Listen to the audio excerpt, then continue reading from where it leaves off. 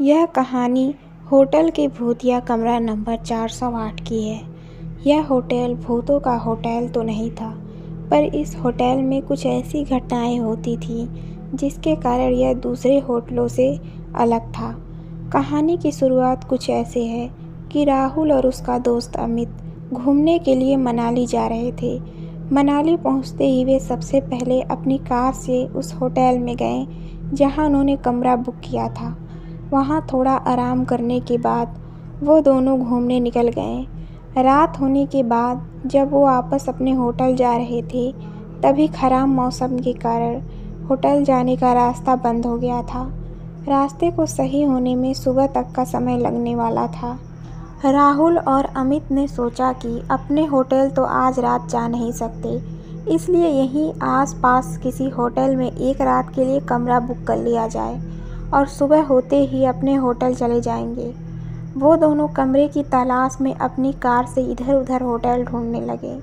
आसपास कोई इंसान भी नहीं दिख रहा था जिससे वो लोग किसी होटल का रास्ता पूछ सके। काफ़ी समय बीत जाने के बाद उन लोगों को एक बूढ़ा आदमी दिखा। राहुल ने अपनी कार रोककर उससे होटल का रास्ता पूछा। बूढ़े ने एक और इशारा करते हुए होटल का रास्ता बताया। राहुल बूढ़े के बताए हुए रास्ते की तरफ अपनी कार लेके चल दिया। कुछ दूर चलने के बाद उन लोगों को होटल दिखाई दिया। राहुल और अमित चैन की सांस ली और होटल के अंदर चले गए। होटल के अंदर जाके उन्होंने काउंटर पर खड़े आदमी से रात भर रुकने के लिए एक कमरा मांगा। उस आदमी ने होटल के कुछ नियम बताए और एक कमरे की चाबी राहुल को दे दी। राहुल और अमित चाबी लेके कमरे की ओर चल दिए। चाबी पर कमरे का नंबर लिखा था, कमरा नंबर 408। राहुल और अमित चाबी लेके कमरे की ओर चल दिए। होटल में हर मंजिल पे चहल पहल थी। इन दोनों का कमरा चौथे मंजिल पे था। वो मंजिल बिल्कुल सुनसान थी। खैर वे लोग इस बात पर ज़्यादा ध्यान नहीं दिए। उन्हें तो यहाँ बस एक रात ही गुजारनी थी, इसलिए वे लोग अपने कमरे के अंदर चले गए। अंदर पहुँच के उन्होंने देखा कि ये उस कमरे में तो काफ़ी धूल है। ऐसा लग रहा था जैसे कई सालों से वो कमरा बंद पड़ा हुआ है। वहाँ न तो कोई पीने का पानी था और न ही नहाने का। राहुल ने वहाँ पे रखे फ़ोन से होटल के स्टाफ को कॉल किया।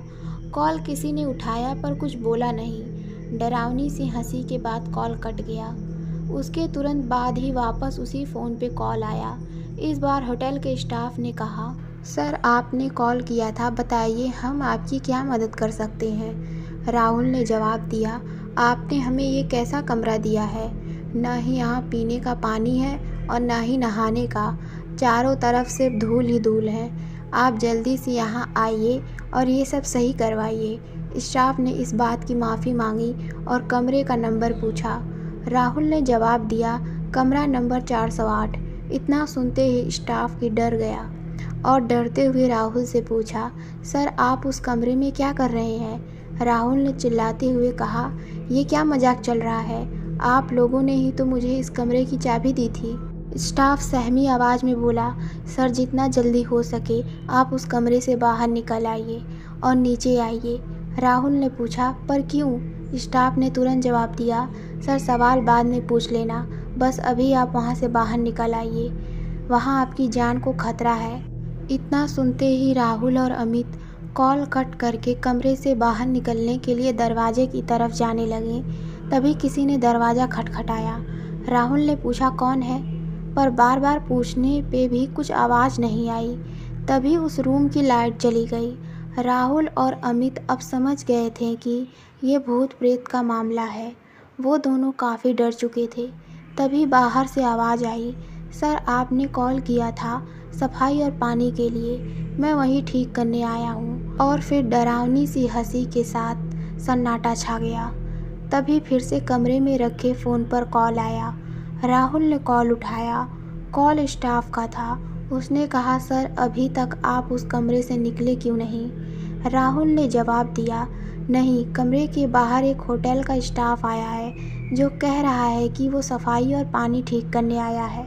इतना सुनते ही होटल के स्टाफ ने राहुल से बोला, सर कुछ भी हो जाए आप दरवाज़ा मत खोलना। अगर आपने दरवाज़ा खोला तो आपकी मौत भी हो सकती है। ये सुनते ही राहुल और अमित दोनों बहुत डर गए। फिर स्टाफ ने कहा, सर आप अंदर ही रहिए, हम लोग आपको बचाने ऊपर आते हैं। कुछ देर बाद कमरे के बाहर से आवाज़ आई, सर हम लोग आ गए, आप दरवाज़ा खोलिए। साथ में कुछ और लोगों की भी आवाज़ आ रही थी, इसलिए राहुल और अमित ने दरवाज़ा खोल दिया। उन्होंने देखा सामने सच में होटल का स्टाफ ही था। दोनों ने चैन की सांस ली। फिर सभी लोग वहाँ से जल्दी ही नीचे आ गए। राहुल ने काउंटर पर देखा, पर वहाँ पर कोई दूसरा स्टाफ था जिसने राहुल को चाबी दी थी, वो कहीं नहीं था। ये सारी बातें राहुल ने वहाँ के लोगों को बताया। उन लोगों ने राहुल से कहा, सर आपको जिसने चाबी दी थी वो भी पहले इसी होटल में काम करता था, पर अचानक से एक दिन कमरा नंबर 408 में रहस्यमयी तरीके से उसकी मौत हो गई। तब से उसकी आत्मा इसी होटल में रहती है, पर वो बस उन लोगों को ही परेशान करती है जो 408 कमरे के पास जाते हैं। पता नहीं आज आप लोगों को वो कैसे उस कमरे तक ले गई। राहुल और अमित अब सारी बातें समझ चुके थे। जैसे तैसे उन्होंने वहाँ रात गुजारी और सुबह होते ही अपने होटल की ओर चल दिए। तो दोस्तों, आपको कमरा नंबर 408 की कहानी कैसी लगी? आप हमें कमेंट में ज़रूर बताएं। धन्यवाद।